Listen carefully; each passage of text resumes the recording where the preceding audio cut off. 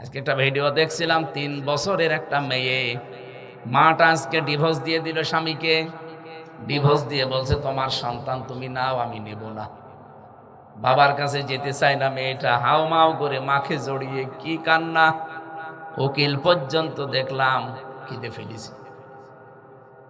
বলেন তো, স্ত্রী লোকটা হয়তো আরেক জায়গায় বিয়ে করলে স্বামী পাবে, এই লোকটাও হয়তো কয়েকদিন পরে বিয়ে করলে আরেকটা বউ পেয়ে যাবে। 3 বছরের মেয়েটার কি হবে সারা জীবন?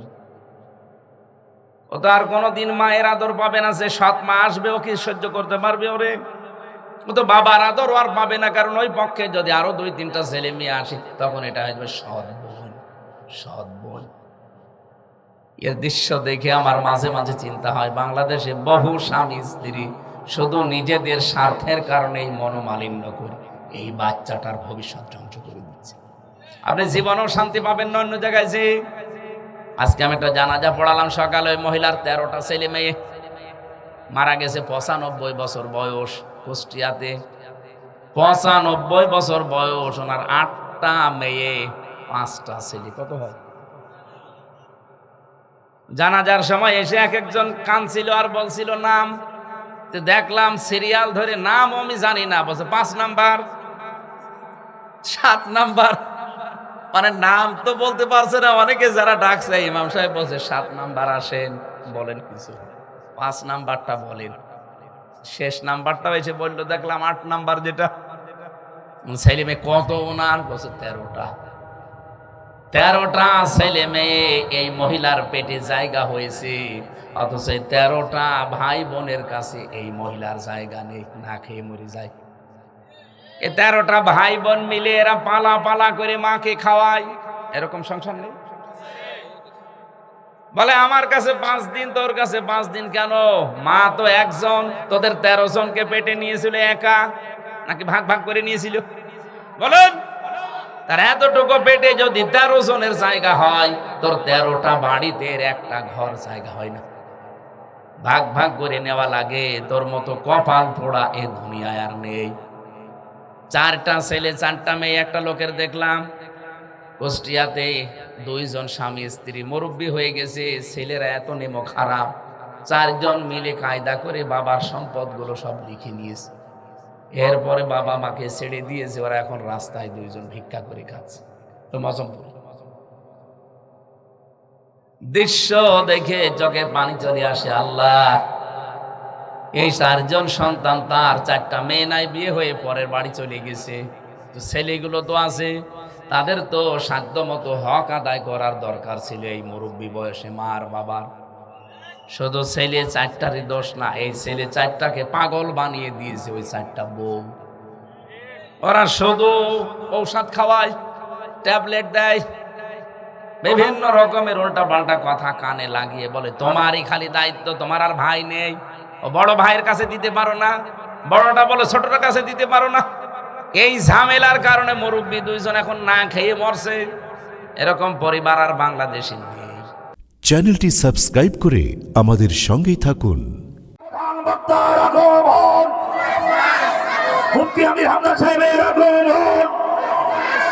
তোমার খালিবাসীর পক্ষ থেকে, পাকুলেটের পক্ষ থেকে, মধুপুরের পক্ষ থেকে আফজাল ভাইয়ের আগমন।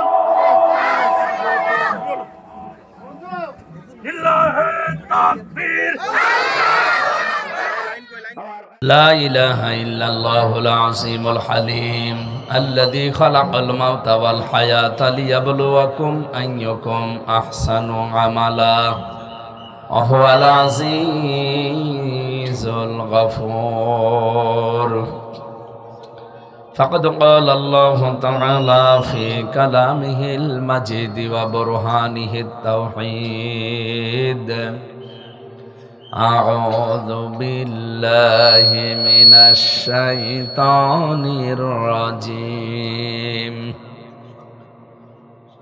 بسم الله الرحمن الرحيم.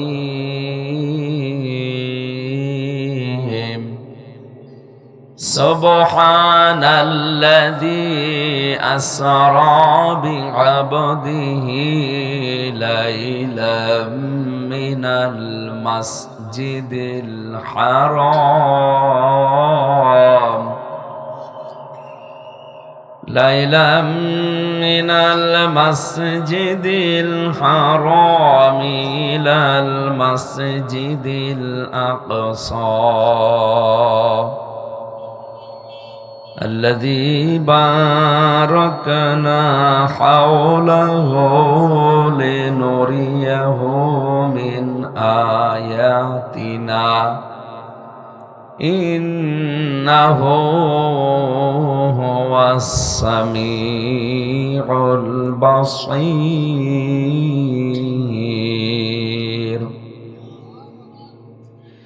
صدقت يا ربنا। এটা গতানুগতিক যে রাজনীতি চলছে বাংলাদেশে, এই রাজনৈতিক অনুষ্ঠান না, এটা তাফসির মাহফিল দিয়েছেন আপনারা নাকি? কথা ঠিক আছে না? তাফসির আকারে আমরা কথা বলবো এই মাসকে সামনে রেখে। যে আল্লাহ আমাদেরকে কোরআন শোনার ধৈর্য এবং সহ্য দিলেন, বলেন আলহামদুলিল্লাহ। রজব মাস, আজকে 17 তারিখ। দেখতে দেখতে মাসটা চলে যাচ্ছে। এই মাসের প্রতিটি সেকেন্ড, প্রতিটি মিনিট, প্রতিটি ঘন্টা, প্রতিটি দিন আমাদের জন্য গুরুত্বপূর্ণ ইবাদতের সময়। কোরআনে কারিমে যে সমস্ত মাসের নাম আমরা পেয়েছি, যে সম্মানিত মাস, তার ভেতরে রজব একটা। মিনহা আরবাআতুন হুরুম, জিলকাদ, জিলহজ, মুহররম এবং এই রজব। এখন প্রশ্ন আসতে পারে, রমজানের নাম নেই কেন? রমজানের নাম নেই এ কারণে, কারণ রমজানের মর্যাদা, মূল্য আল্লাহ বাড়িয়ে দিয়েছেন কোরআন এই পৃথিবীতে নাজিল হওয়ার কারণে। রমজান মাসে কোরআন নাজিল হয়েছে, এই জন্য সব মাসের তুলনায় তার দাম বেশি। কিন্তু এর আগে মর্যাদা সম্পন্ন মাস আল্লাহর কাছে ছিল সম্মানিত মাস মুহররম এবং রজব, জিলকাদ, জিলহজ। কারণ রজব মাস তৈরি হয়েছে পৃথিবী যেদিন আল্লাহ বানিয়েছেন ওই দিন। কথা বুঝতেছেন? রমজানও তৈরি হয়েছে ওই দিন। না না না, মানে ইন্না ইদ্দাতাশ শুহুরি ইনদাল্লাহি 12 শাহরান ফি কিতাবিল্লাহ ইয়াওমা খালাকাস সামাওয়াতি ওয়াল আরদা মিনহা আরবাআতুন হুরুম। সূরা তাওবার 36 নম্বর আয়াতে আছে, অবশ্যই গণনার দিক থেকে আল্লাহর নিকটে মাসের সংখ্যা 12টা।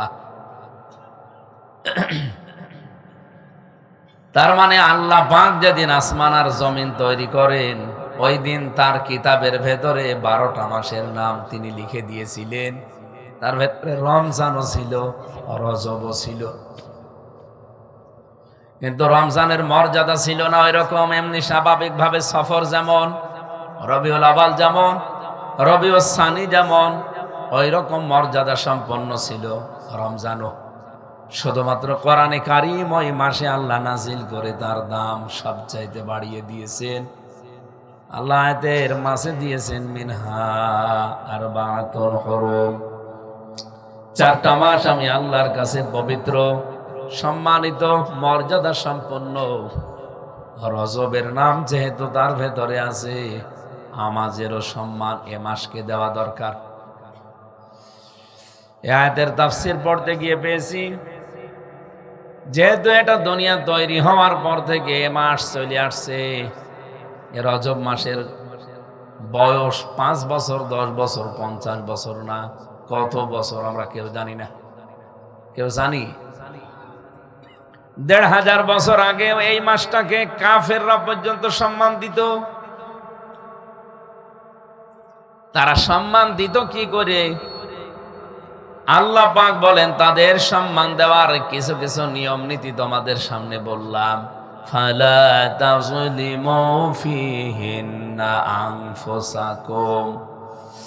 1 নম্বরে এই পৃথিবীতে তারা নিজেদের ওপরে জুলুম কমিয়ে দিত। তোমরাও নিজেদের ওপরে জুলুম করবা না। এখানে জুলুমের কয়েকটা অর্থ আছে। 1 নম্বরে জুলুম মানে গুনাহ। জুলুম মানে কি? পৃথিবীতে যতগুলো গুনাহ মানুষ করতে পারে, সবচাইতে বড় গুনার নাম শিরিক। ইন্না শিরকা লা যুলমুন আযীম। শিরিককে বড় জুলুম বলা হয়। গনার যে শ্রেণী বিন্যাস আছে, ছোট গোনা, বড় গোনা, সগীরা, কবিরা, মাঝারি, মধ্যম, যত রকমের গোনা পৃথিবীতে হতে পারে, আল্লাহর দৃষ্টিতে সব চাইতে বড় গোনার নাম শিরিক। নাম কি? শিরিক কারে বলে? এক কথায় জবাব হচ্ছে, আল্লাহ যেটা পারে ওইটা অন্য কেউ পারে, এই বিশ্বাস করার নাম শিরিক। আমি তো এই আয়াতগুলো পড়ার পরে দেখেছি বাংলাদেশে বহু মুসলমানও নামধারী তারা শিরিক করে। কি কথা বলেন না কেন? আল্লাহ যেটা পারে ওইটা অন্য কেউ পারে। বলেন বলেন, আপনি একটা একটা করে মিলিয়ে দেখেন। এই পৃথিবীতে সন্তান মানুষকে দিতে পারে শুধুমাত্র আল্লাহ, আর কেউ পারে?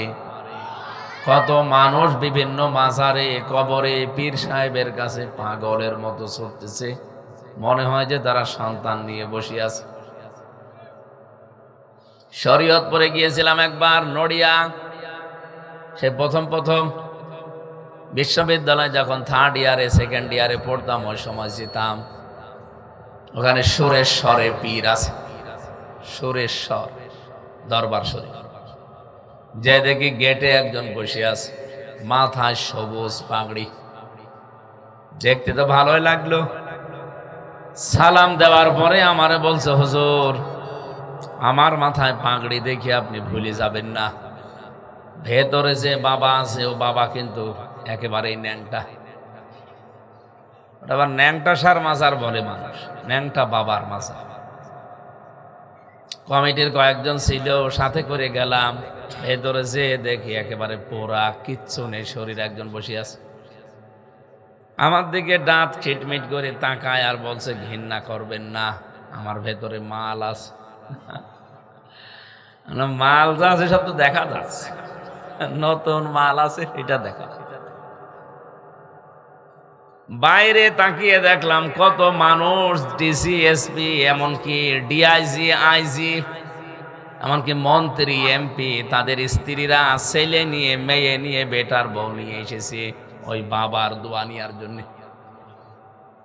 কত মানুষের শুনেছি নাকি ছেলে মেয়ে হয় না, ওখানে বাবার কাছে দোয়া চাইতে যায়। এই যে মানুষগুলো দোয়া চাইতে যাচ্ছেন, আমার নিষেধ নেই, কিন্তু এই বিশ্বাস যদি করেন যে বাবা সন্তান দিতে পারে, তখন আপনি শিরিক করে ফেলেছেন। এটা বুঝলেন নাকি আরো ওয়াজ করা লাগবে? হ্যাঁ, তাহলে এক কথায় জবাব হচ্ছে, আল্লাহ যেটা পারে ওইটা অন্য কেউ। এই যে জমিনটা সত্যি করে বলবেন কে বানিয়েছে? নাকি আপনার দাদা বানিয়ে রেখেছিল? কোরআন বলছে, আলা আলাহু খালকু ওয়াল আমর। এ জমিন বানিয়েছে যিনি, এখানে হুকুম চলবে তার। সুতরাং আল্লাহর বানানো জমিনে আল্লাহর হুকুম বাদ দিয়ে অন্য কারো হুকুম যদি কেউ চালাতে চায়, সে শিরিক করছে কার সাথে? এরকম শিরিক করা মানুষে কুমারখালী থানায় নেই।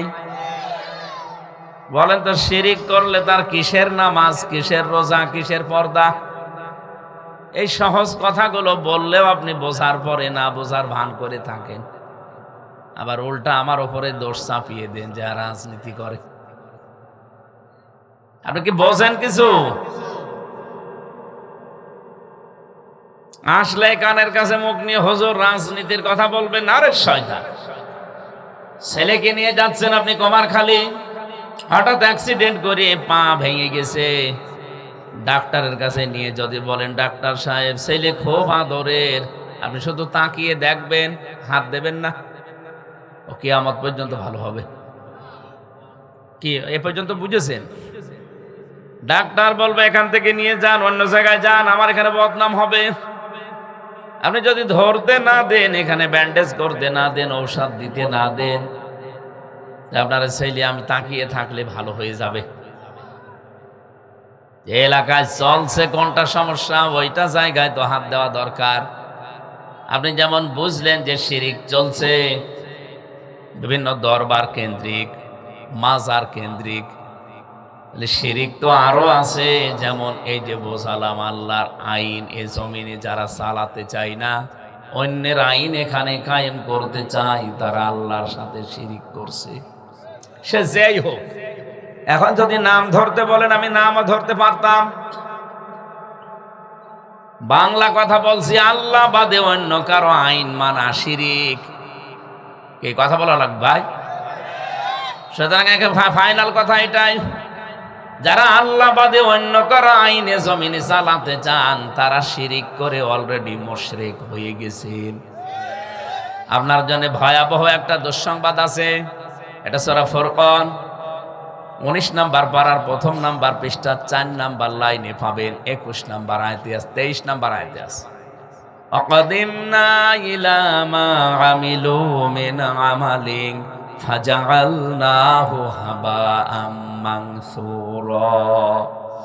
কোন মুসলমানও যদি আল্লাহর সামনে দাঁড়ায় আর ওর জীবনের কর্মকাণ্ডে যদি কোনো শিরিক মিশ্রিত থাকে, ওই আমল নামাটা ধলি কণার মতো ওর মুখের উপরে নিক্ষেপ করা হবে। আমার তো আয়াতটা পড়ে মনে হয় বাংলাদেশে বহু মুসলমান নামধারী কিয়ামতের দিন এই অবস্থার সম্মুখীন হবে। আমি আমার ইমানটাকে শিরিক মুক্ত করতে চাই। আমার আমল কম থাক, আখলিস দীনাকা ইয়াকফিকাল আমালুল কলিল। নবীজি বলেন, আমল যদি কম হয়, এটা যদি ইখলাস নিয়ে করতে পারো, ইমানটা যদি খাঁটি করতে পারো, শিরিক মুক্ত করতে পারো, বেশি আমল লাগবে না, ওইটাই আমলের জন্য নাজাতের জন্য যথেষ্ট হয়ে যাবে। কোরআনে কারিমে আমি যে খুতবার ভেতরে পড়ছিলাম, আল্লাযী খালাকাল মাউতা ওয়াল হায়াতা লিয়াবলুয়াকুম আইয়ুকুম আহসানু আমালা। তিনি সে আল্লাহ যিনি তোমাদেরকে মওত আর হায়াত বানিয়ে দুনিয়ায় পাঠিয়েছেন। আল্লাহ পাক দেখতে চান তোমাদের ভেতরে ভালো কাজ করে কে আল্লাহর কাছে যেতে পারে। কি বললাম, আপনি কি কিছু বোঝেন নাকি আন্দাজে হাঁ করে আছেন? বলেন কত গুরুত্বপূর্ণ অন্তত লাইনগুলো বলেছি, আপনি টের পেয়েছেন?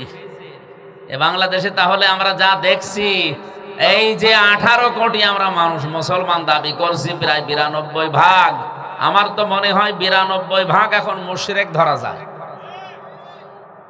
আপনি বলেন,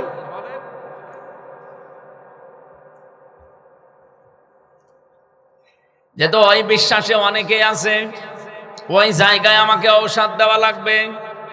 আপনি আপনার সন্তানকে যতই ভালোবাসেন আমিও জানি, তাই বলে আপনি এই কথা বলতে পারেন না যে ডাক্তার সাহেব আপনি হাত দেবেন না, হাত না দিলে আপনারও ছেলে ভালো হবে। আপনি ভালো হওয়ার জন্যই তো এই সমাজ, এই পরিবার, এই রাষ্ট্রকে পাল্টাতে এই মাহফিলটা দিয়েছেন। কোন কোন জায়গায় রোগ আছে, ওই রোগের জায়গায় ঔষধ দেওয়া লাগবে। শিরিক করে আপনার আমল নামাটায় নষ্ট করে ফেলেছেন। কি করবেন আপনার নামাজ দিয়ে, রোজা দিয়ে, পর্দা দিয়ে? আপনার তো আমলই সব শেষ। এই জন্য আমল আপনি অল্প করেন। আল্লাহ বেশি আমল করার কথা কোরআনে কোনো জায়গায় বলেননি, সব জায়গায় দিয়েছেন আহসানু আমালা। বেশি আমল লাগবে না, ভালো আমল লাগবে। আল্লাহ এখানে আকসারু আমালা দিতে পারতেন, যে বেশি বেশি কাজ করো, বেশি বেশি আমল করো। না, আপনার বেশি আমল আল্লাহর লাগবে না, বেশি কাজও লাগবে না। আপনি কাজ করেন অল্প, আমল অল্প করেন, কিন্তু ওটা যেন ভালো হয়। বাংলাদেশের মানুষ অনেকে কাজ করে বেশি, কিন্তু কাজটা ভালো না। কি কথা বোঝে? বিশাল বিশাল ব্রিজ বানিয়েছে, ব্রিজ বড়, কিন্তু কাজ ভালো না, 2 দিন পরেই ভেঙে যায়। কুষ্টিয়ার মেডিকেল কলেজ পর্যন্ত বিশাল কর্মযজ্ঞ নিয়ে বানিয়েছে, উদ্বোধন করার আগেই একটা ছাদ ধসে পড়েছিল। এটাকে আমি বানিয়ে বললাম। রাস্তার জন্য যে বাজেটগুলো হয় এই দেশে, আপনি কাজ করেন, কিন্তু কাজ করতে গিয়ে দেখা যায় 100 টাকা বাজেট হলে 30 টাকার কাজ হয়, 70 টাকা আল্লাহর ওলিরা খেয়ে ফেলে। আমি ওপেন বলছি, ইসলামে দেশে যদি আসে এই খাওয়া খাওয়াই চলবে না। যা বাজেট আসবে সবগুলো যেখানকার জন্য আসবে সেখানেই ব্যয় হবে।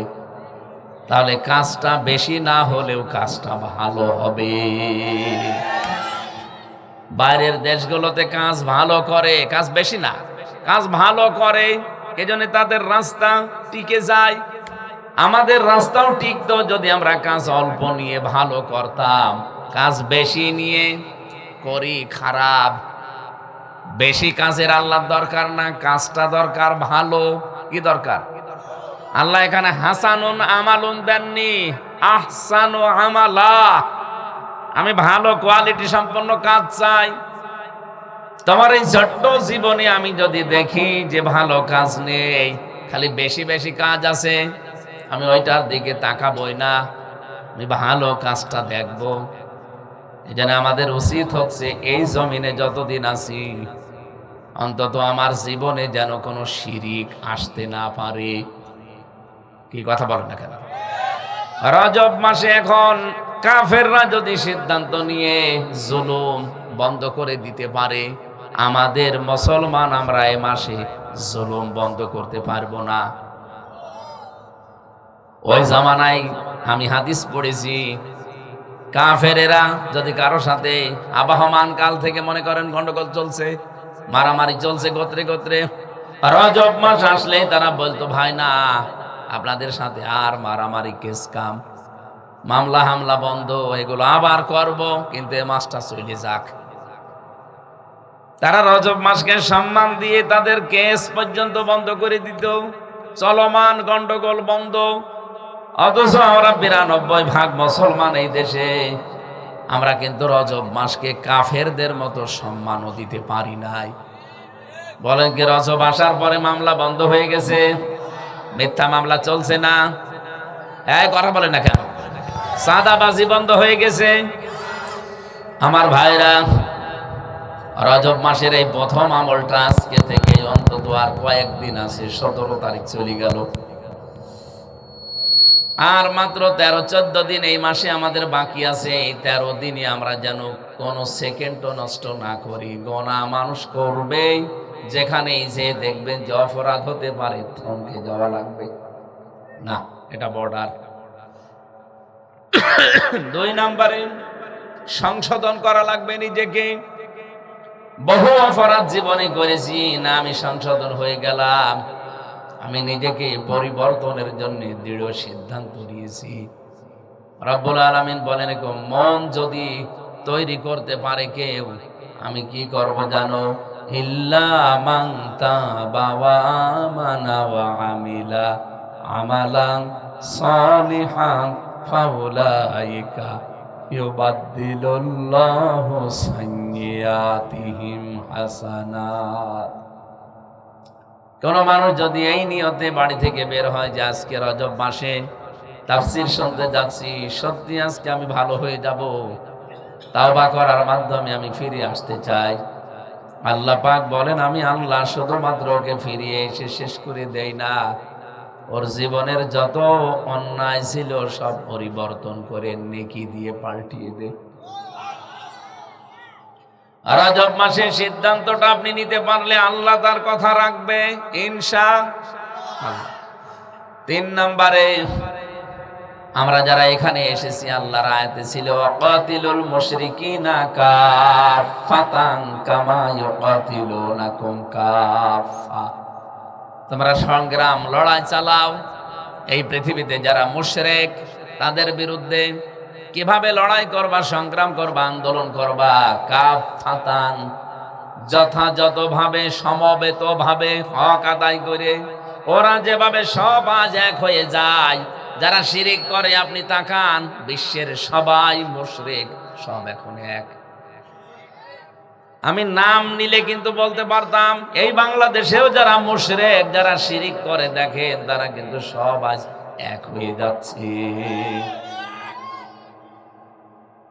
আমাদের উচিত রজব মাসে কামা ইউকাতিলুনাকুম কাফা, ওরা যেমন সব সমবেত হয়ে গেছে মানুষের তৈরি করা আইনে জমিনে প্রতিষ্ঠা করার জন্যে, নবীর উম্মত বলে যারা দাবি করেন, আল্লাহর বান্দা যারা দাবি করেন, তাদেরও এই সময় এক হওয়া লাগবে। আমরা যদি সব ভেদাভেদ ভুলে নবীর উম্মত আমি আল্লাহর বান্দা এই হিসাবে আমি যদি এখন এক হয়ে বিধানটাকে কার্যকর করার জন্য চেষ্টা চালাই, রজব মাসের হক আদায় হবে। যেহেতু কম বেশি ইমান একেবারে আমাদের নেই তা না, আছে, এটা জাগ্রত করা লাগবে। ওয়ালামু, জেনে রাখো, আন্নাল্লাহা মাআল মুত্তাকিন, অবশ্যই আমি আল্লাহ যারা সচেতন, যারা পরহেজগার, যারা আল্লাহওয়ালা, যারা মুত্তাকি, এই মানুষগুলোর সঙ্গে আছি। এখানে একটা ভুল ব্যাখ্যা দেওয়া হয় বাংলাদেশে। অনেকেই মনে করে মুত্তাকি মানে বিশাল জুব্বা গায়ে দিয়ে দাড়ি বড় বড় রেখে শুধু জিকির করা, এ বিশাল ভালো মানুষ। মানুষের ভেতরে প্রচারও হয়ে গেছে লোকটা খুব আমলকারী, সে জিকির করে। আমার প্রশ্ন হচ্ছে, এই যে মসজিদে বসে বসে লোকটা জিকির করে, দুনিয়ার কোনো খেয়াল আর তার নেই, এ আমলকারী বলে আপনি চালিয়ে দিলেন। মসজিদে বসে জিকির করা এটা কি কোনো আমল? কি কি এটা কি কথা না বুঝে আন্দাজে না। আবার বলছি, মসজিদে বসে একটা লোক জিকির করছে, দুনিয়ার কোনো খেয়াল তার নেই, সে সচেতন না, এ দেশ যে বিক্রি হয়ে যাচ্ছে সেদিকে তার টার্গেট নেই। এ দেশে যে আল্লাহর আইন চলে না, এ ব্যাপারে তার কোনো মাথা ব্যথা নেই। এখন আমরা সবাই এলাকায় মনে করি লোকটা খুব ভালো মানুষ, আল্লাহওয়ালা, ও খুব আমল করে। মসজিদে বসে জিকির করা এটা যেহেতু বললেন যে এটা আমল না, আসলে আমল না। আমল মানে কি বলেন বলেন তো? ওটা কি কাজ? কি কাজ করলেন আপনি? কাজের তো একটা শ্রেণী বিন্যাস আছে। একটা জিনিস কখন কাজ হয়? আমার যে প্রশ্ন হচ্ছে, এই জায়গায় কাজের মতো জিনিস কয়টা বলেন তো গুরুত্বপূর্ণ? এই যে সামিয়ানাটা আর এই খুঁটিগুলো, এই খুঁটি আর সামিয়ানা, এখানে কাজ, গুরুত্বপূর্ণ কাজ। এই দুইটা যদি না থাকে জীবনেও এটা টিকবে। আর কেউ স্টেজ বলবে, এখানে গুরুত্বহীন অনেক জিনিস আছে যেগুলোকেও কাজ বলা যায়, কিন্তু সেগুলো না হলেও অসুবিধা নেই। যেমন এই টেবিলটা, এই টেবিল যদি এখানে না থাকতো কেউ বলতো না এটা মঞ্চ, বলতো না? এই হ্যাঁ জোরে বলতে কি হচ্ছে? এই যে ভিডিও করছে, ক্যামেরা গুলো যদি না থাকতো কেউ বলতো না এটা মঞ্চ, বলেন বলেন। ওই যে পুলিশ দাঁড়িয়ে আছে, ও পুলিশ যদি না থাকতো কেউ বলতো না যে এটা মঞ্চ। তাহলে এই পুলিশ, আমাদের ভিডিও ক্যামেরা, এই টেবিল, এমনকি এখানে অনেক অপ্রয়োজনীয় যেগুলো না থাকলে অসুবিধা নেই। এই যে জগ, গ্লাস, ফ্রিজ, এই খাতা, টিস্যুর বক্স, এগুলো আছে, কিন্তু এগুলো না হলেও চলে। কিন্তু চলবে না শুধুমাত্র এই সামিয়ানা আর এই খুঁটিগুলো। এটা যদি বুঝে থাকেন বলেন, বুঝেছেন কিনা? এখানে গুরুত্বপূর্ণ জিনিস পেলাম কয়টা? আরো জোরে বলেন। গুরুত্বহীন জিনিস কি দুইটা? কত? অনেক, যত বলবেন তত বাড়বে। জীবনের প্রতিটি ইবাদতে আমার আল্লাহ দেখবেন কিছু গুরুত্বপূর্ণ জিনিস আলাদা করে দিয়েছেন, আর গুরুত্বহীন জিনিসগুলো আলাদা আছে। নামাজ একটা ইবাদত, এর ভেতরে গুরুত্বপূর্ণ হচ্ছে 13টা, যেটাকে আমরা ফরজ বলে ডাকি। কয়টা? এই 13টা ফরজের একটা ফরজ যদি কেউ আদায় না করে, ওর নামাজ হবে। আরো জোরে বলেন। এখন যদি আজকের সভাপতি আব্দুর রউফ, না মঞ্জু, আব্দুর রউফ কে? ও গতকালকের নাম আমার এখানে দিয়েছেন।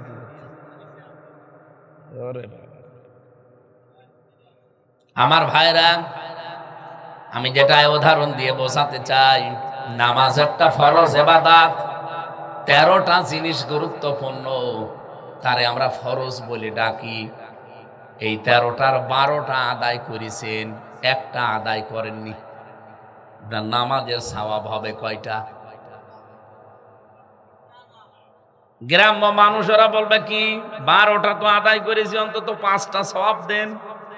হবে না, কারণ আপনার সামিয়ানা আর খুঁটি এই দুইটা ফরজ। এই দুইটার একটা না থাকলে আপনার কেউ খুঁটিও বলবে না, সামিয়ানাও বলবে না, স্টেজও বলবে না। এটা যেমন বুঝেছেন জীবনে গুরুত্বপূর্ণ কাজ প্রতিটি ইবাদতে আলাদা আলাদা করা আছে, হজের ভেতরে যে 3টি কাজ আছে ফরজ, কয়টা?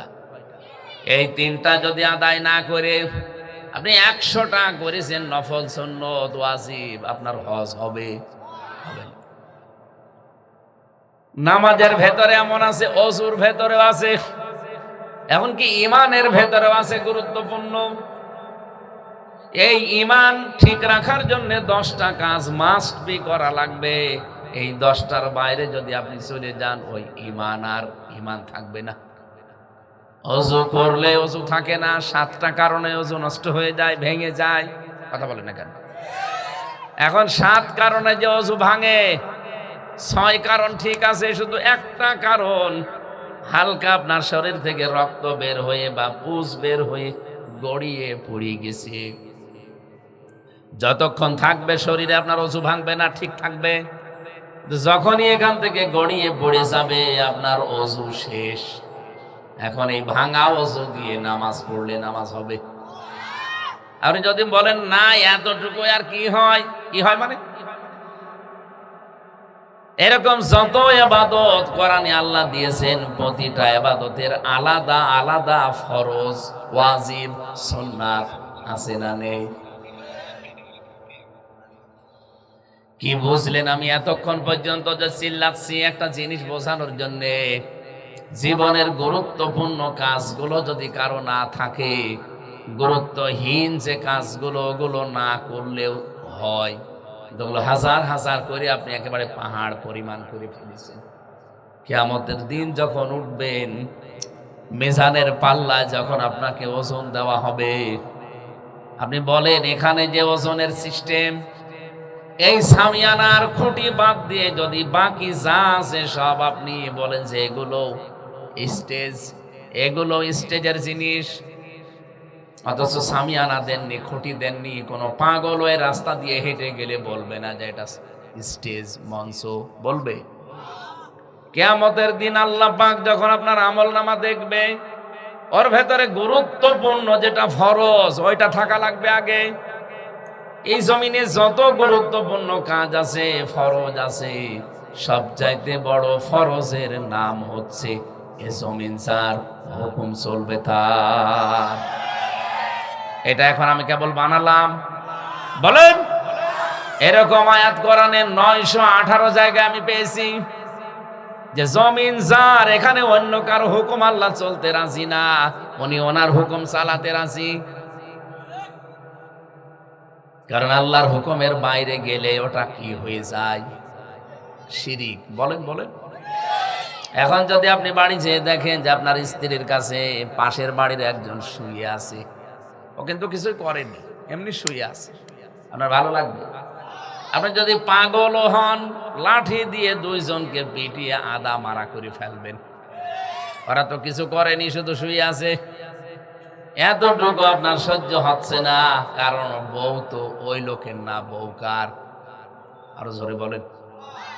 আল্লাহ পাক বলেন, বান্দা আমার, আমি বানিয়েছি ওরে, আর আমার সাথে অন্য কাউকে জুড়ে যখন থাকে তখন আমার আর ভালো লাগে না, ওরেও আমি ওইভাবে পিটিয়া আদা মারা করে ফেলতাম।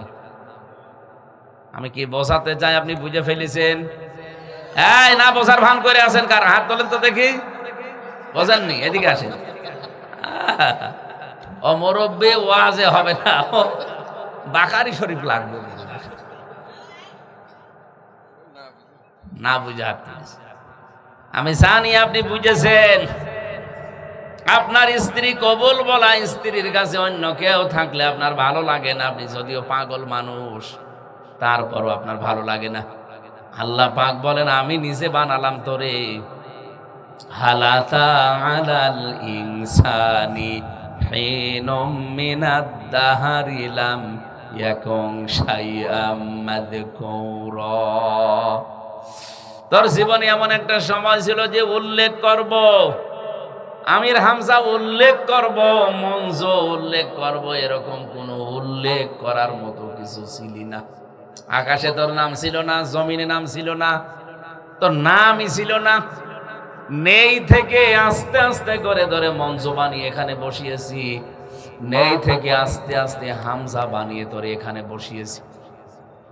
প্রতিদিন তোর শরীরের ভেতরে 5.5 কেজি করে রক্ত চলাচল করছে। এগুলোর চলাচলে বিঘ্ন ঘটলে ক্যান্সার হয়। বিজ্ঞান এখন প্রমাণ করে দেখিয়েছে মানুষের শরীরে প্রায় 5 প্রকার ক্যান্সার হয় রক্তের ভেতরে। এই রক্ত চলাচল করাচ্ছে আল্লাহ 70,000 ফেরেশতা কাজে লাগিয়ে দিয়েছে। এগুলো যদি রিফাইন করার জন্য আমার আল্লাহ ফেরেশতাদেরকে বলে না কিছু করা লাগবে না, যা ভাল লাগে করুক, আপনি কয়েকদিন পরে বিছানায় পড়ে যাবেন। ক্যান্সারের নাম শুনলেই তো মানুষের ভয় করে। আমি তামিলনাড়ুতে ছিলাম, বহুদিন ছিলাম। ভারতের তামিলনাড়ুতে দেখতাম কিছু কিছু মানুষের ক্যান্সারের রোগী। যেখানে ছিলাম হোস্টেলে, আমার অধিকাংশ আশপাশে সব ক্যান্সার। কমপক্ষে 10 জনকে পেয়েছিলাম ওই বিল্ডিং এ, সব বাংলাদেশ থেকে, কলকাতা থেকে যাওয়া। প্রায় 12 মাস 13 মাস 2 বছর 5 বছর ওখানে পড়ে আছে। কোটি কোটি টাকা খরচ। কি হয়েছিল ভাই? রক্তের ভেতরে ক্যান্সার। মাঝে মাঝে লম্বা সেজদা দিয়ে তামিলনাড়ুর ওই কেন্দ্রীয় মসজিদে পড়ে থাকতাম, আল্লাহ এই লোকটার মতো তো আমিও একজন মানুষ। তুমি ওর রক্তের ভেতরে 5 প্রকার ক্যান্সার নাকি ধরা পড়ে 1 প্রকার লাগিয়ে দিয়েছো। বাংলাদেশ থেকে 13 মাস এসে পড়ে আছে আমার পাশের রুমে। কোটি কোটি টাকা অলরেডি খরচ হয়ে গেছে। ডাক্তাররা শেষ পর্যন্ত রিপোর্ট দিয়েছে আপনার এটা আর ভালো হবে না। তুমি তো আমাকেও দিতে পারতে। আমি নাই আমার মেয়েটা নিয়ে এসেছি। আমার শরীরেও যদি রক্তের ক্যান্সার ধরা পড়তো তে আমার কি হতো? বাহাদুরি সব তো এই লোকটার মতো নিঃশেষ হয়ে যেত। প্রতিদিন একটা মানুষ 16 কেজি করে অক্সিজেন গ্রহণ করে। কত আপনি বোঝেন? 16 কেজি। কুষ্টিয়ার হাসপাতালে যে দেখেন 1 কেজি অক্সিজেনের দাম কত। আমি একটা হিসাব করে দেখলাম, প্রতিদিন কমপক্ষে 3.5 লাখ টাকার শুধু অক্সিজেন কিনে আমাদের বেঁচে থাকা লাগবে। যদি আল্লাহ এটা না দিত তো কয়জন মানুষে বাগলাটে বাঁচত, সব কবরে চলে যেত। এই যে সূর্যটা আল্লাহ আমাদের মাথার উপরে চালিয়ে রাখে, 30,000 কোটি ফরেনহাইট বিদ্যুৎ খরচ হয় 1 সেকেন্ড ওটা জ্বালাতে। 1 সেকেন্ড জ্বালাতে যদি 30,000 কোটি ফরেনহাইট বিদ্যুৎ খরচ হয়, তাহলে 1 মিনিটে কত হতে পারে? 12 ঘন্টায় কত হতে পারে? আপনার মাথা খারাপ হয়ে যাবে। আল্লাহ পাক বলেন আমি এখান থেকে ধরে নিয়ে এসে এ পর্যন্ত বানালাম, আর আমার সাথে তুই অন্য কাউকে দাঁড় করাস, আমার রাগ হয় ওই রকম। এই জন্য আমরা যেন শিরিক না করি। আজকেই তাওবা করার মাধ্যমে সিদ্ধান্ত নেওয়া লাগবে, জীবনে যাই করেছি এখন থেকে কোনোদিন আমার জীবনে আমি আর শিরিক করব না। ইন্নাল্লাহা লা ইয়াগফিরু আন ইউশরাকা বিহি ওয়া ইয়াগফিরু মা দুনা যালিকা লিমান ইয়াশা। এ পৃথিবীর সব অপরাধ আমি আল্লাহ ইচ্ছা করলে মাফ করে দিতে পারি, তো শিরিকের গুনাহ মাফ হবে না যতক্ষণ লোকটা তাওবা করে জীবনের মতো ফিরে না আসবে। আজকে আমরা আপনি পাগল বলেন আর যাই বলেন, সিদ্ধান্ত নিয়ে যান। আপনি হয়তো মনে করতে পারেন এই কথা বারবার রিপিট করা কি দরকার? আরে ভাই, আমি দেখতে পাচ্ছি যে শিরিকে জাতি ডুবে আছে। আজকে একটা রিপোর্ট দেখলাম, মাইক্রোসফট খ্রিস্টানরা চালায় এটা। ওরা রিপোর্টটা দিয়েছে আজকে বিকাল দুপুর বেলা 12টার দিকে, ইন্টারনেটে দেখবেন দিয়েছে। সারা পৃথিবীর 257টা দেশ নিয়ে তারা জরিপ চালিয়েছে। বিভিন্ন দেশের বিভিন্ন জরিপ তারা দিয়েছে। আমাদের অন্য দেশেরটা দরকার নেই, বাংলাদেশের এখন যেহেতু সামনে নির্বাচন, তারা পর্যবেক্ষক পাঠাবে বলে ডক্টর মোহাম্মদ ইউনূসকে জানিয়েছে। কারণ এবারের নির্বাচনটা আন্তর্জাতিক মানের হওয়া লাগবে। এতদিন যেহেতু ভুয়া নির্বাচন ছিল, সারা বিশ্বের কাছে আমাদের একটা বদনাম আছে, এই বদনামটা যেন না থাকে। রিপোর্টটা আমি পড়ছিলাম, ইংরেজিতে দিয়েছে। রিপোর্টের ভেতরে লিখেছে বাংলাদেশের এই 300 আসন, প্রতিটা আসন নিয়ে তারা আলাদা আলাদা রিপোর্ট দিয়েছে। আমার তো অন্য জেলা দরকার নেই, আমার কুষ্টিয়া জেলা দরকার। কুষ্টিয়ার এই 4টা আসনের আমার দরকার সদরটা। সদরে আমি একটা রিপোর্ট পেয়েছি আজকে। ওরা জাতীয় যে রাজনৈতিক দলগুলো আছে যারা নির্বাচন করতে চাচ্ছে, যেহেতু জামাত ইসলামের সাথে এখন 11 দল, কত বিএনপির সাথে, ওদের যদি 100টাও থাকে অসুবিধা নেই, ওদের সব মিলে রিপোর্ট দিয়েছে। এই দেশে কুষ্টিয়া নামে যে জেলা, এই জেলার যে 4টা আসন, 77 নাম্বার 3 নাম্বার আসন যেটা, এখানে 100 জনের 32 জন মানুষ চাচ্ছে ধানের শীষ জিতে যাক। 100 জনের 27 জন মানুষ চাচ্ছে দাঁড়িপাল্লা জিতে যাক। পার্সেন্টেজ হিসাবে কম আছে কত? 5। বলেন না কেন?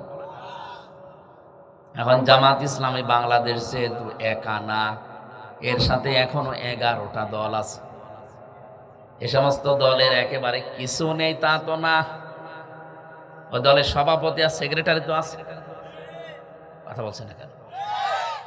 এমনকি অন্তত তার বউ আছে, ছেলে মেয়ে আছে।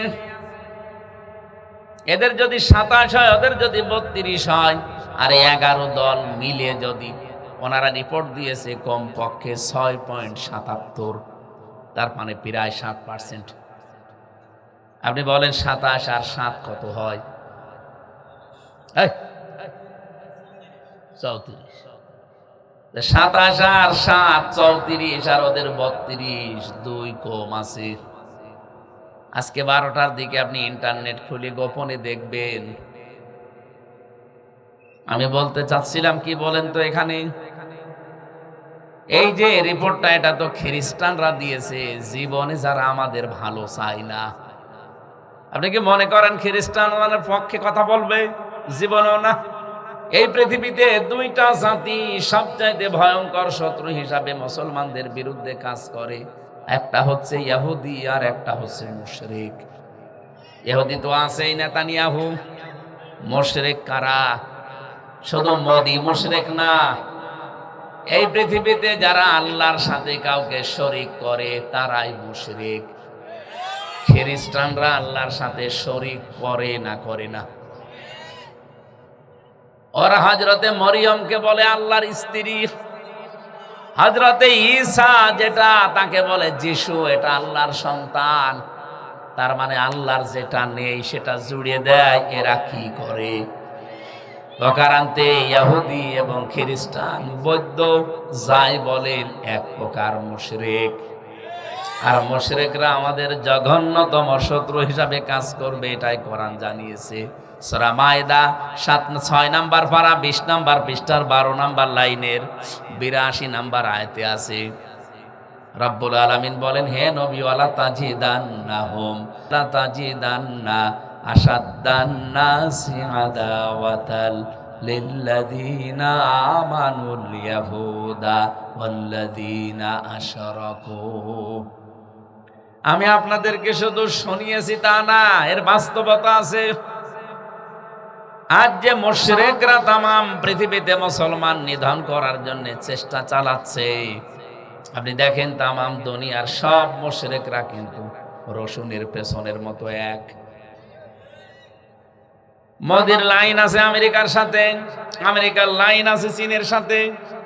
যা মুশরিক পৃথিবীতে সব এক। ওরা চায় যে মুসলমান যেন উপরে উঠতে না পারে। তাহলে এই রিপোর্টটা ওরা দিতে যাচ্ছিল না। ওরা জানে যে মুসলমানদের উপকার হবে, মুসলমানদের মন মানসিকতার পরিবর্তন হবে, এমন কোন কাজ ওরা জীবনেও করবে না। করেছে কেন? এর ভেতরে কয়েকটা কারণ ওরা দিয়েছে। আমি গোপন কথা এখন বলতে চাই না। 22শে জানুয়ারির পরে ইনশাল্লাহ বলবো। এখন শুধু এই যেটা পড়েছিলাম ওইটা আপনাদের জানালাম। বাস্তবতা এদেশে ইসলামের যে সুবর্ণ সুযোগ চলছে, এরপরেও যদি কোনো মুসলমান নামধারী যারা শিরিক করছেন ফিরে আসতে না পারেন, আমার মনে হয় আল্লাহ আপনার প্রতি ওই স্বামীর মতো নারাজ। আপনাকে দিয়ে আল্লাহর কোনো কাজে লাগাবে না। আল্লাহ তো একটা টার্গেট ছিল আপনাকে নিয়ে, কিন্তু আপনি সেই যোগ্যতা সম্পন্ন হতে পারেননি। আল্লাহু ইয়াজতাবি ইলাইহি মাইয়াশা ওয়া ইয়াহদি ইলাইহি মাইয়ুনিব। এটা সূরা সূরার 13 নম্বর আয়াতের শেষের দিকে আছে। আল্লাহ পাক বলেন, আমি আল্লাহ যাকে মনোনীত করি, নির্বাচিত করি, পছন্দ করি, আমার যাকে ভালো লাগে, এই মানুষটাকে আমি আল্লাহ দিন কায়েমের জন্য লাগিয়ে দেই। সবাইকে না, ওয়াহদি ইলাইহি মাইয়ুনিব, যে লোকটা মন থেকে আমি আল্লাহর দিকে ফিরে আসতে চাই।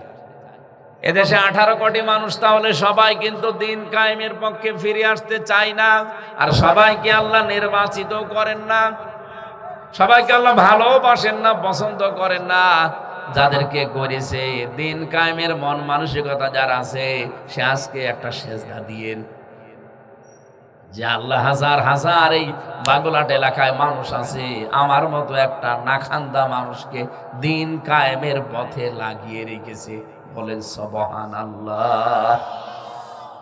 মুশরিকরা সব যেমন এক হয়ে গেছে আমাদের টাইট করার জন্য, আমরাও যারা অন্তত ইমানের ছিটা ফোঁটা নিয়ে আসি, আমল আখলাক হয়তো কম থাকতে পারে, ইমান যাদের আছে, ইমানদারদের এই রজব মাসে এক হওয়া লাগবে। এই শিক্ষাটা নিতে পারবেন কিনা বলেন তো? এই পারবেন, আপনারা পারবেন।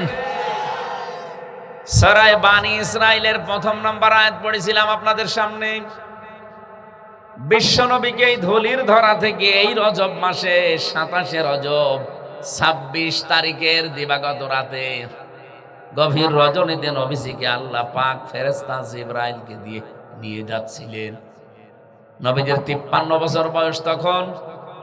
আল্লাহর নবীর চারিদিকে শুধু হাহাকার, শুধু চিৎকার, জুলুম, নির্যাতন, অত্যাচার চলছে, কিন্তু বিশ্ব নবী কিছুই করতে পারছেন না।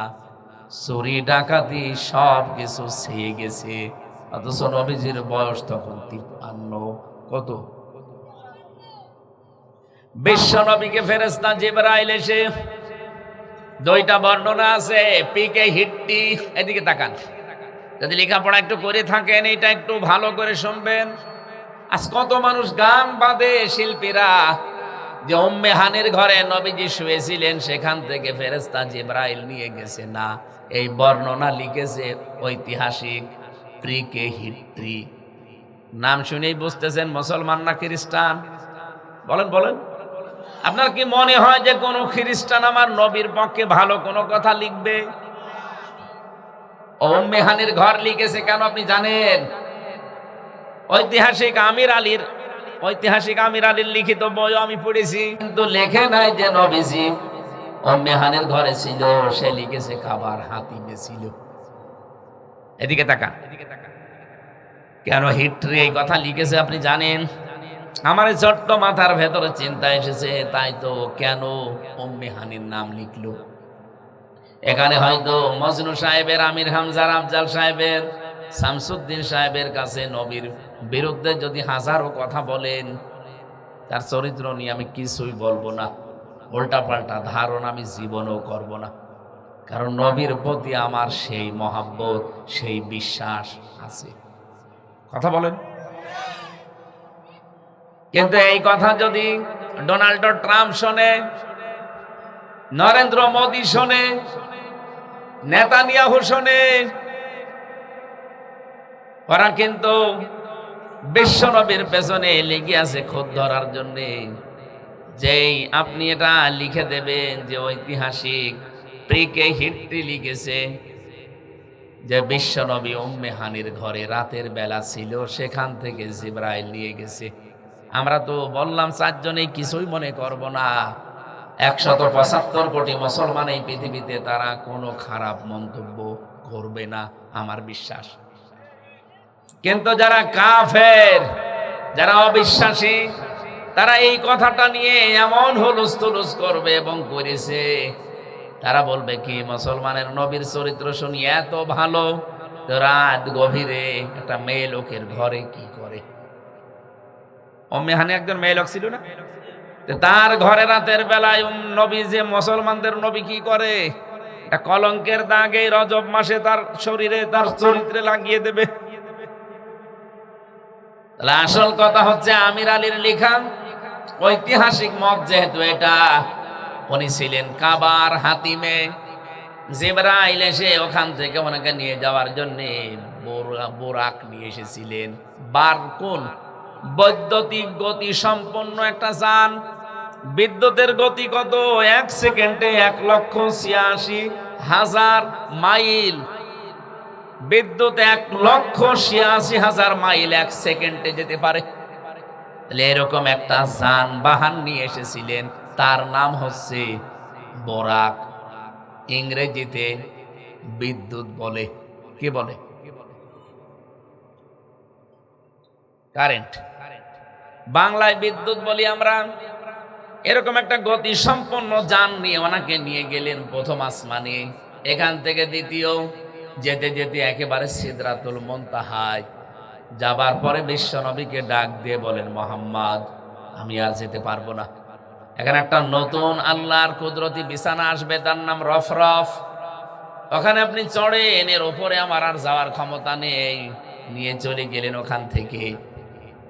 আল্লাহ রাব্বুল আলামিন বলেন, সুবহানাল্লাযী আসরা বিআবদিহি। কোরআন শরীফের যত ঘটনা আমি পড়েছি, কোন ঘটনার কথা বলতে গিয়ে আল্লাহ তার এই নামটা দেননি। আমরা কোনো আশ্চর্য জিনিস দেখলে কি বলি? সুবহানাল্লাহ। কি বলি? সুবহান মানে আশ্চর্য। আল্লাহ বলেন, ঘটনা এমন ভাবে আমি তোমাদেরকে শোনালাম, বা এই ঘটনা এমন ভাবে ঘটেছে, হে নবী, আমি আল্লাহ নিজে এই ঘটনা বর্ণনা করতে আশ্চর্য। আবু জেহেল এই ঘটনা শুনি বিশ্বাস করা দূরের কথা, হাসি ঠাট্টা করে উড়িয়ে দিয়েছে। কথা বলো না কেন? হযরতে আবু বকরের কাছে গিয়ে বলেছিল, তোমার বন্ধু মোহাম্মদ এতদিন যাই ছিল, তার মাথা এখন পুরাটা পাগল হয়ে গেছে। কিভাবে পাগল হয়ে গেল? সে নাকি আজকে রাতে পুরা আসমান জমিন সব ঘুরে এসেছে। এই একটা রাতে নাকি 27 বছর তার জীবন থেকে কেটে চলে গেছে। এটাকে কি উদ্ভট কথাবার্তারা বলে, তোমার কি মনে হয় তোমার বন্ধুর মাথা ঠিক আছে? হযরত আবু বকর বলে, আবু জাহাল, এ কথা কি আমার নবী বলেছে? এই মাত্র শুনে আসলাম, এখনো সে কাবার হাতিমে বসা। হযরত আবু বকর বলে, আবু জেহেল শোনো, সারা জীবন নদীর পানি এইদিকে চলছে, আমার নবী যদি বলে না আজকে পানি উল্টা দিকে যাচ্ছে, আমি 1 সেকেন্ড তো দেরি করবো না বিশ্বাস করতে। আবু জেহেল বলছে, কার কাছে কি বললাম? নবীজির কাছে গিয়ে ডাক দিয়ে বলেন, হে রাসূল, আপনি কি এই কথা বলেছিলেন? আবু জেহেল মানুষের কাছে ছড়াচ্ছে। আল্লাহর নবী বলেন, হ্যাঁ, আজকে রাতে আমার মেরাজ হয়ে গেছে। দুনিয়ার হিসাবে প্রায় 27 বছর সময় আমার পার হয়ে গেছে মেরাজে। কত বছর বলেন? বলেন। হযরতে আবু বকর বলে, হে নবী, আমি তো 100 ভাগ বিশ্বাস করে ফেলেছি। বিশ্বাস করে ফেলেছি মানে কি বলো তুমি? আল্লাহ যেখানে নিজে আশ্চর্য হয়ে গেছে এই ঘটনা বলতে গিয়ে, তুমি তো একটু প্রশ্নও করলে না। হযরতে আবু বকর বলেন, হে নবী, এর চাইতেও বড় বড় আশ্চর্য জিনিস আমি আগেই বিশ্বাস করে ফেলেছি। আল্লাহকে কোনোদিন দেখিনি, শুধু আপনার মুখে শুনেছি যে আল্লাহ একজন আছে। আমি অটুট বিশ্বাস করি আল্লাহকে। মরণের সময় যন্ত্রণা হবে কোনোদিন আমি দেখিনি, কিন্তু আপনার কথা শুনে আমি বিশ্বাস করে নিয়েছি যে মরণের যন্ত্রণা সত্য। জান্নাত জাহান্নাম, পুলসিরাত, মিজান আমি কোনোদিন কিছু দেখিনি, শুধু আপনার মুখে শুনেছি। এত বড় বড় বিশাল কাহিনী যদি আপনার মুখে শুনে বিশ্বাস করতে পারি, আপনার জীবনে মিরাজ হয়েছে, আমি 1 সেকেন্ডও অবিশ্বাস করি না, 100 ভাগ হয়েছে। নবীজি বলেন, আবু বকর, তুমি এত বড় বিশাল আশ্চর্য বিষয় তুমি বিশ্বাস করে নিলে, তোমার তো খালি হাতে আজকে আর ফেরত দেওয়া যায় না। আজকে থেকে কিয়ামত পর্যন্ত তোমার নামে একটা ডিগ্রি লকব লাগিয়ে দিলাম। তুমি এখন থেকে শুধু আবু বকর না, আবু বকর সিদ্দিক। সুবহানাল্লাহ বলে শেষ করে দিলেন। এখানে কিছু পেয়েছেন? হযরতে আবু বকর তিনি সিদ্দিক হয়েছেন কেন? সত্যকে সত্য জানার পরে প্রশ্ন ছাড়া দ্বিধাহীন চিত্তে একবারেই বিশ্বাস করে নিয়েছিলেন এটা সত্য। আর আমাদের চোখে আঙ্গুল দিয়ে দেখিয়ে দিলেও সত্যকে সত্য জানার পরও আমরা মানতে চাই না। আপনি কিসের সিদ্দিক? খালি নামের আগে পরে আবু বকর সিদ্দিক লেখা থাকলে হবে? সিদ্দিক হওয়ার জন্য আমার মনে হয় আপনি এবার বুঝে ফেলেছেন, সত্যকে সত্য জানার পরে কোনো প্রশ্ন করা যাবে না, পেছনে অ্যাবাউট টান করা যাবে না। দ্বিধাহীন চিত্তে যারা মেনে নিতে পারবে তারা আবু বকরের মতো সিদ্দিক। সবাই না বুঝলেও অন্তত শিক্ষিত মানুষ বুঝে ফেলেছেন, আলহামদুলিল্লাহ। আপনারা বুঝলেই হবে। সত্যকে সত্য জানার পর আপনি পেছনের অ্যাবাউট টান করতে পারবেন না, আপনাকে মেনে নেওয়া লাগবে। আল্লাহ এত বড় আশ্চর্য ঘটনা বলছিলেন যে সুবহানাল্লাযী আসরা বিআবদিহি লাইলাম মিনাল মাসজিদিল হারামি ইলাল মাসজিদিল আকসা। মসজিদে হারাম থেকে মসজিদে আকসা পর্যন্ত ভ্রমণ করিয়েছেন। লিনুরিয়াহু মিন আয়াতিনা, আল্লাহ বলেন আমার বিভিন্ন নিদর্শন তাকে আমি দেখিয়েছি। কেটে গেছে তোমাদের গণনা অনুযায়ী 27 বছর। কত বছর? আমি আল্লাহর কাছে এই মেরাজে নিয়ে তাকে আমি 27 বছর রেখে 14টা জিনিস একটা একটা করে শিখিয়েছি। কারণ নবীজি অশান্ত পৃথিবীতে ছিলেন। এই অশান্ত পৃথিবীকে শান্ত করার জন্য কে কে ঔষধ দেওয়া লাগবে ওটা নবীজি না জানলেও জানে কে? আমার আল্লাহ বলেন তাকে হাতে কলমে আমি এই 14টা জিনিস শিখালাম। জান এবার এই 14টা জিনিস যদি দুনিয়ায় অ্যাপ্লাই করতে পারেন, অশান্ত দুনিয়া শান্ত হয়ে যাবে। আজ বাংলাদেশ নিয়ে যে ষড়যন্ত্র চলছে, দেশি এবং বিদেশি, আজ অশান্ত করার জন্য যত মানুষ চেষ্টায় আছে। আজকেও কুষ্টিয়ার জেলা স্কুলের সামনে দুপুর বেলা একজনকে দা দিয়ে কুপিয়ে মেরে ফেলেছে। হ্যাঁ, আজকে আমি ওই রাস্তা দিয়ে তার 2 মিনিট আগে গেলাম। আমি মনে হয় চড়হাসও পার হয়নি, শুনলাম যে একজনকে কুপিয়ে শেষ। একটু পরে শুনি মরে গেছে। এই দেশটাকে অশান্ত করার জন্য আজ যারা চেষ্টা চালাচ্ছেন, এই যে হত্যাযজ্ঞ চালাচ্ছেন, ওসমান হাদিকে আপনি মেরে ফেললেন। কত মানুষকে এভাবে তার জীবনের কোনো নিরাপত্তা নেই, পিটিয়ে মানুষ পাথর দিয়েও মেরে ফেলছে। কথা বলেন। এই অশান্ত বাংলাদেশকে শান্ত করার জন্য রজব মাসে আমার মনে হয় এই 14 দফা কর্মসূচি বাংলার মুসলমানদের এখন হাতে নেওয়া লাগবে। কি বলছে আপনি টের পাচ্ছেন নাকি জালে আন্দাজে ঠিক বলে চিল্লিয়ে উঠলে? আগামীর বাংলাদেশে 14 দফা কর্মসূচি দিয়ে চালানোর সিদ্ধান্ত যারা নেবে আমরা আছি তাদের সাথে। আরো জোরে বলুন। কারণ এই 14 দফা কর্মসূচি তো জামাত ইসলামের না। কথা বলে না কেন? এটা বিএনপির না। কার? যারা এই 14 দফা সামনে নেবে আমরা আছি তাদের সাথে। কি ছিল এই 14 দফার ভেতরে? 1 নম্বরে ছিল ওয়াকাযা রাব্বুকা আল্লা তা'বুদু ইল্লা ইয়্যাহু ওয়া বিল ওয়ালিদাইনি ইহসানা। সূরা বানী ইসরাঈলের 23 নম্বর আয়াত থেকে 38 নম্বর আয়াত, এখানে 14টা কর্মসূচি দেওয়া আছে। বাংলায় তাফসীর পাওয়া যায়, ব্যাখ্যা পাওয়া যায়, বাড়িতে মিলাবেন। আল্লাহ বলেন 1 নম্বরে, হে নবী আপনি পৃথিবীতে যান, নিজের এলাকায় গিয়ে এই কাজটা আগে জারি করবেন। ওয়াকাযা রাব্বুকা, ওয়া মানে এবং কযা মানে ফয়সালা দেওয়া, রায় দেওয়া, সিদ্ধান্ত দেওয়া, লিখে দেওয়া। 33টা অর্থ আছে এই কযা শব্দের। আল্লাহ বলেন আমি রায় দিয়ে দিলাম। এই রায় দিচ্ছে কে? আরো জোরে বলেন। এই রায় কিন্তু আমির হামজার না। রায় বাংলাদেশ জামাত ইসলামের না, রায় সরাসরি কার? এ বাংলাদেশেও রায় আছে না নেই? কয় প্রকার রায় হয় বলেন তো?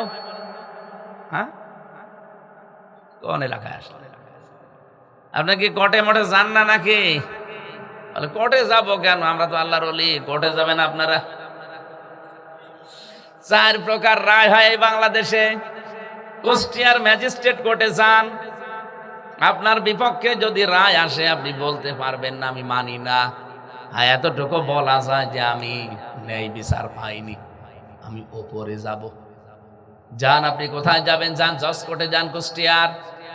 জজ কোর্ট থেকে যদি আপনার বিরুদ্ধে রায় আসে আপনি বলতে পারবেন না আমি মানি না। এতটুকু বলার ক্ষমতা আছে যে আমি ন্যায় বিচার পেলাম না, আমি ওপরে যাব। যান, কোথায় যাবেন?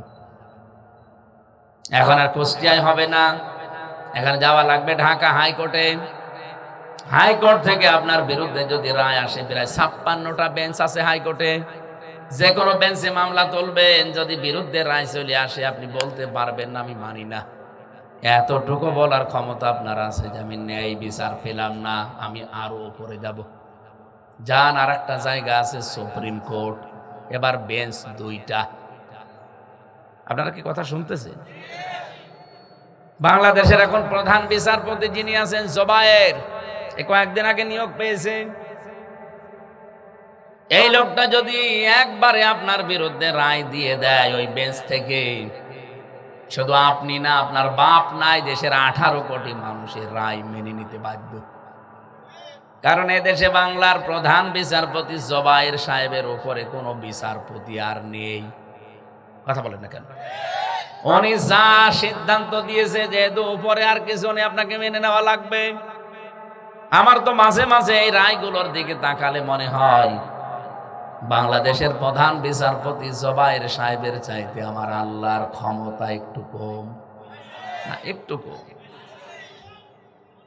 অনেক বেশি হলে উনি যে রায় দিলেন, এই যে এখানে 14টা রায় আছে, এই রায়গুলো আপনি মানেন না কোন কারণে? রায় কি হামজা দিয়েছে? মজনু দিয়েছে? রায় কার? আল্লাহ বলেন আমার রায় যদি মানতে ভালো না লাগে, যদি মনোপুত না হয়, ওর তো ম্যাজিস্ট্রেট কোর্ট ছিল, জজ কোর্ট ছিল, হাইকোর্ট ছিল, সুপ্রিম কোর্ট ছিল, তোর কোন কোর্ট আছে? আল্লাহ এই ব্যাপারে একটা সূরা রহমানের ভেতরে বক্তব্য দিয়েছেন, ইয়া মাশারাল জিন্নি ওয়াল ইনসি ইন ইসতাতাতুম আন তানফুযু মিন আকতারিস সামাওয়াতি ওয়াল আরদ ফানফুযু লা তানফুযুনা ইল্লা বিসুলতান।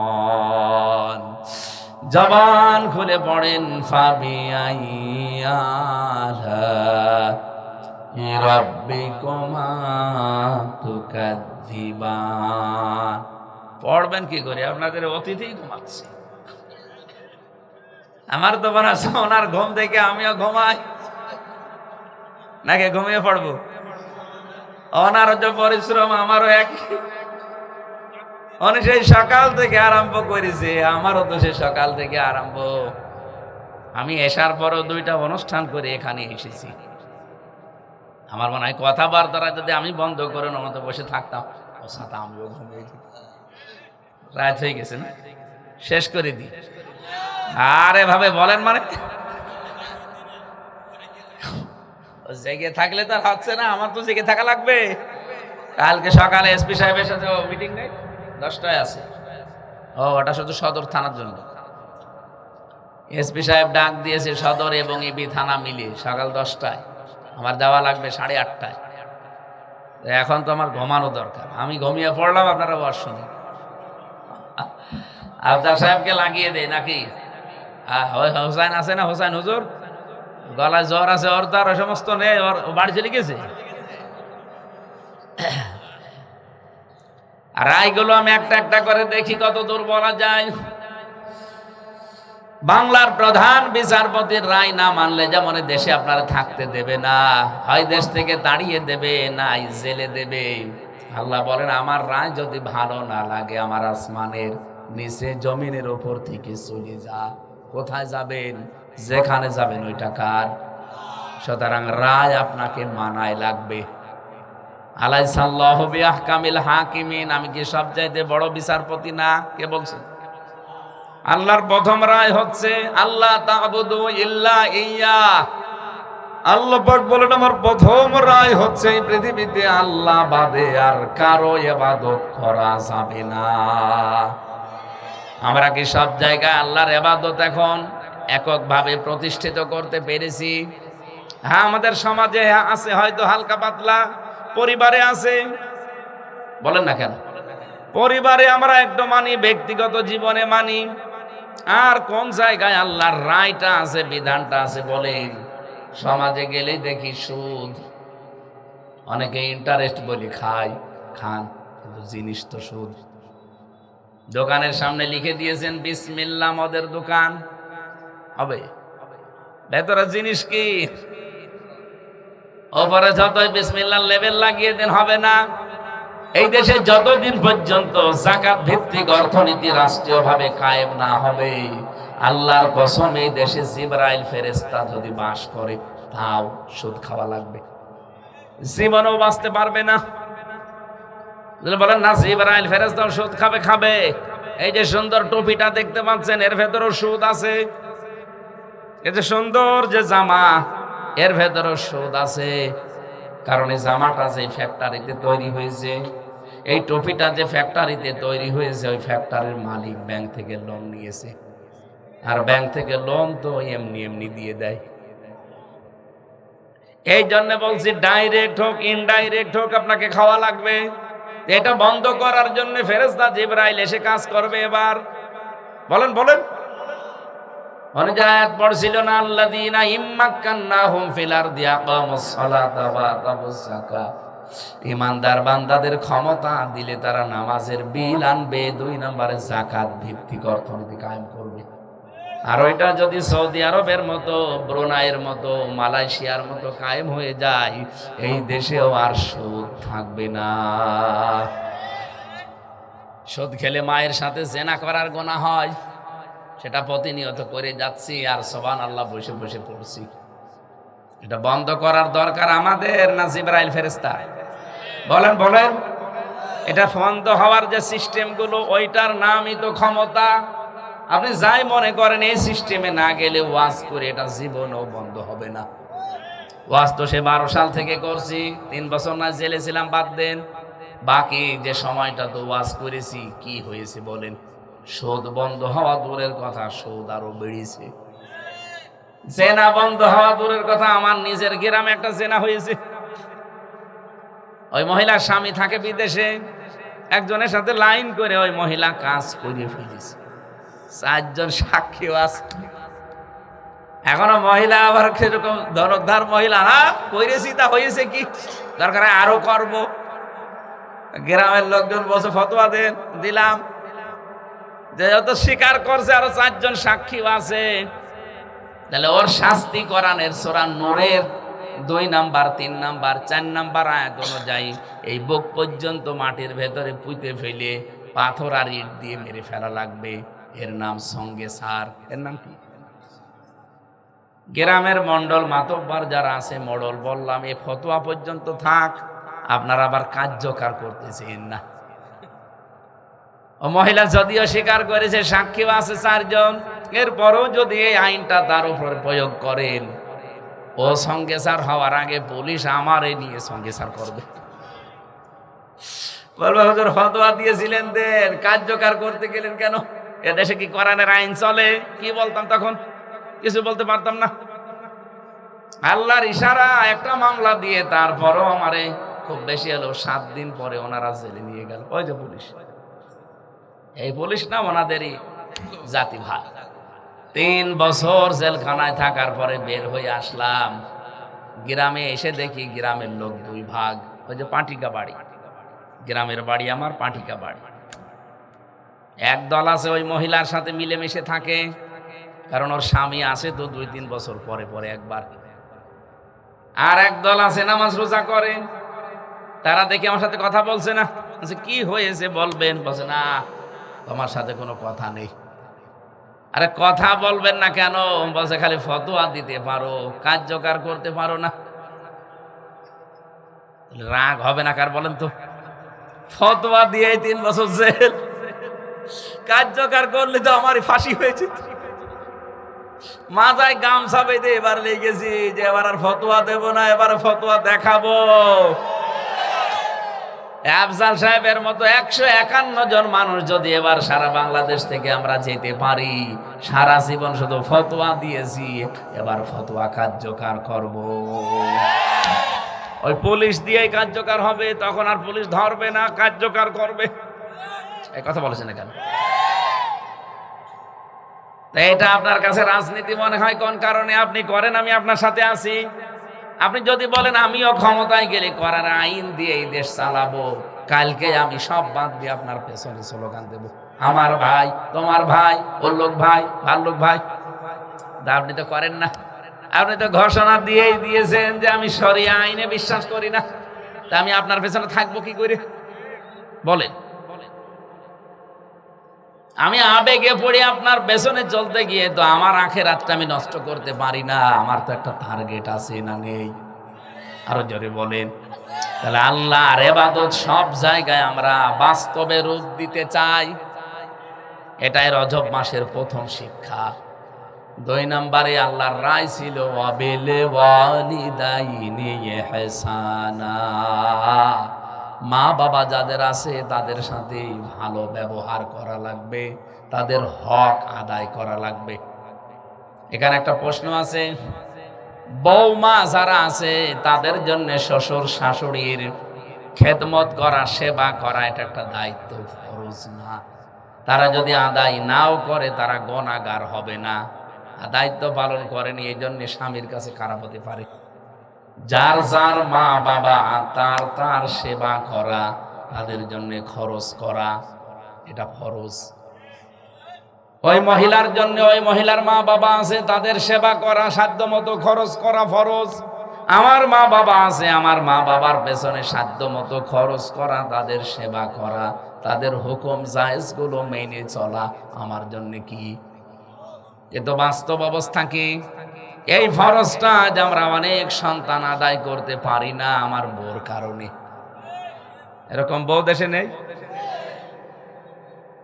আমি আমার সন্তান হিসাবে আমার মার বাবার হক আদায় করতে চাই, কারণ এটা রজব মাসের দ্বিতীয় শিক্ষা রায়। কিন্তু আমরা পারছি না। 100 জনের প্রায় 90 জন সন্তান। আজকে আমি একটা জানাজা পড়ালাম সকালে, ওই মহিলার 13টা ছেলে মেয়ে মারা গেছে। 95 বছর বয়স, কুষ্টিয়াতে 95 বছর বয়স। ওনার 8টা মেয়ে, 5টা ছেলে। কত হয়?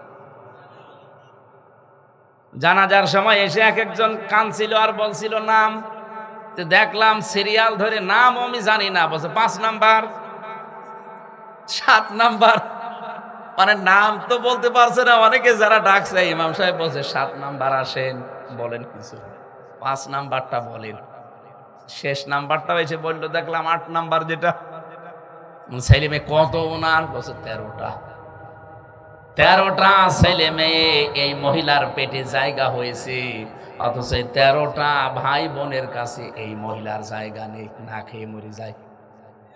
এই 13টা ভাই বোন মিলে এরা পালা পালা করে মাকে খাওয়ায়। এরকম সংসার নেই?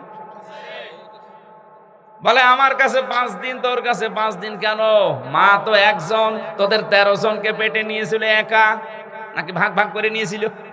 বলেন, তার এতটুকু পেটে যদি 13 জনের জায়গা হয়, তোর 13টা বাড়িতে একটা ঘর জায়গা হয় না।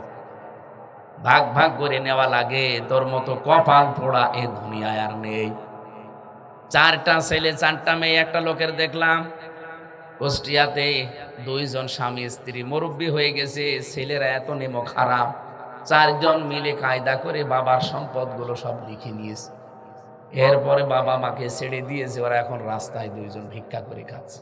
তো মজমপুর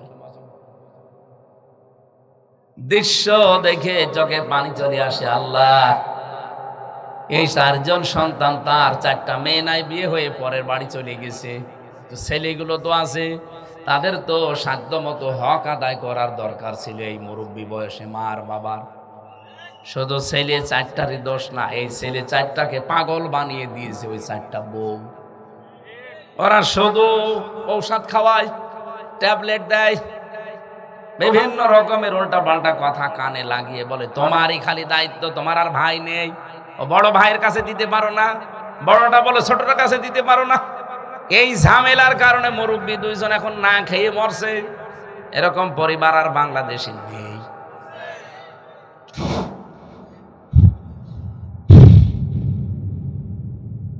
আমি ছাত্র বয়সে যখন মাস্টার্সে পড়তাম তখন রাঙ্গামাটি জেলায় গিয়েছিলাম একবার। লংগদু থানার নাম, বিশাল এলাকা, সেই পানি, বিশাল এলাকার পানি পার হয়ে যাওয়া লাগে, রাতের বেলা আসার কোনো সিস্টেম নেই। রাত 12টার পরে চিন্তা করলাম কি করি, বলে যাওয়া যাবে না সকালে।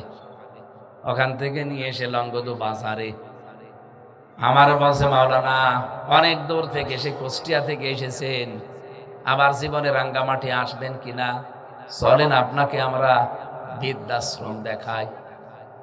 বৃদ্ধাশ্রমে নিয়ে গিয়ে দেখি একটা লোক, উনি কলেজের অধ্যাপক, মায়ের পায়ের কাছে বসে বসে কাঁদতেছে। সবগুলো ঘুরতে ঘুরতে এসে ওই জায়গায় আমার চোখ পড়ে আটকিয়ে গেল। জিজ্ঞাসা করলাম কি আপনার পরিচয়? নাম বললো, বলছে আমি কলেজের অধ্যাপক।